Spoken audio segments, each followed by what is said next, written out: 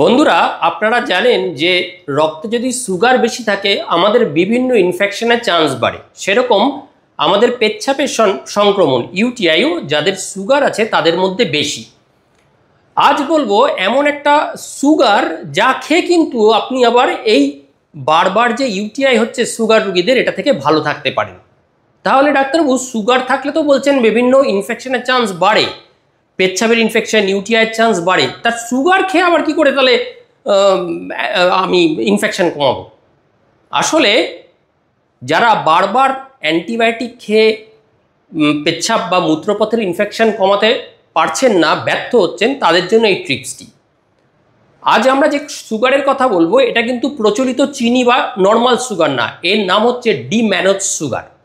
D-mannose sugar হচ্ছে এমন একটা সুগার যে আপনার মূত্রপথে যে এপিথেলিয়াল লাইনিংগুলো তা আছে আপনার ইউরিনারি ব্লাডার বা পেচ্ছাপের ইউরেথ্রায়, মেল ফিমেল বোথ, তাতে সাধারণত ইনফেকশন ঘটায় E. coli bacteria.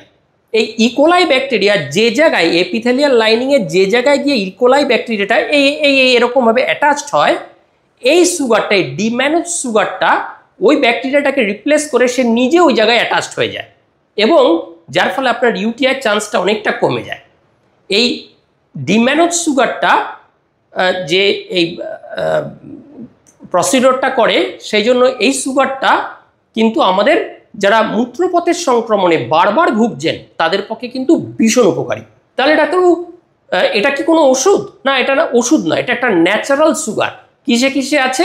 Blueberry, cranberry, apple, এগুলোতে প্রচুর পরিমাণে কিন্তু ডি-ম্যানোজ সুগার আছে।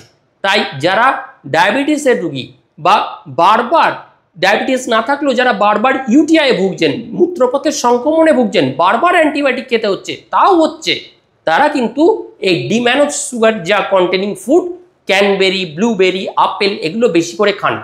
ইনফেকশনের চান্স অনেকটা কমে যাবে, ওষুধ ছাড়াই অনেকটা ভালো থাকতে পারবেন।